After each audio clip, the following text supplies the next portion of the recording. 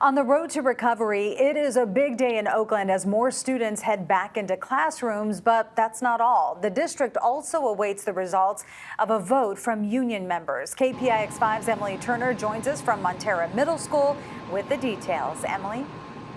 Yeah, some good and some bad today in Oakland. The good news is that there will be more students returning to the classroom after more than 13 months. Montera Middle School is one of them. The sixth graders here will be lining up outside of their classrooms for the start of school that's happening just after 9 o'clock. Exciting news for them. Those students in grades 3 through 6 who opted for in-person instruction will be back on campus today. They're going to be joining pre-K through second grade who went back on March 30th.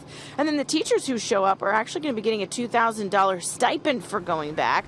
Students, though, are going to have to spend a whole lot more time on safety protocol. There's a series of changes, and all of those changes are something they're going to have to deal with. It won't quite look like the back to school of old, but it is still back to school.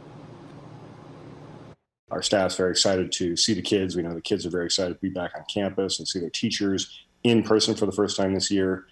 So it's going to be a very joyous occasion.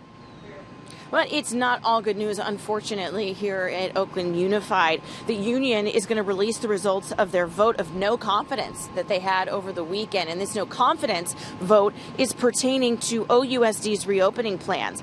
That'll happen a little bit later today. But basically, the union says that it has to do with changes to special ed workloads, including agreements regarding remote service delivery, prep time teachers have, as well as accommodations for childcare and leave time for teachers that have families that are more susceptible or more vulnerable to COVID-19. So we'll learn the results of those a little bit later. In the meantime, negotiations are at an impasse. And so unfortunately, this is when they have to bring the state in to try and continue negotiations. This could potentially affect next year. That was the plan, was to have all students all 5 days a week in person. That might not quite happen on time, but we'll have to see. Hopefully they'll be able to get through that impasse. In Oakland, Emily Turner, KPIX 5.